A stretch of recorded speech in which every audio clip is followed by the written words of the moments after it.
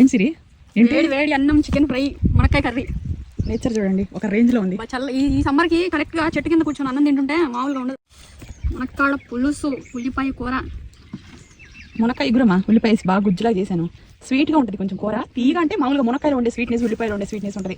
దాంతో ఒక కూర టేస్ట్ గా ఉంటుందమ్మా, చాలా బాగుంటుంది. కారం ఎక్కువ వేసుకోకూడదు అందులో, సప్పగా అలా తినేయాలి అంతే. అర్ధ కేజీ చికెన్ ఆనలేదు కదా సిరి, కేజీలు ఉండేదానికి.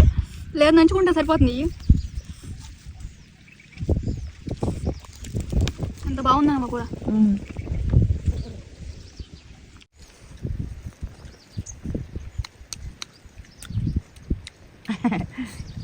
చికెన్ నుంచి గుమాయిస్తుంది వాసన.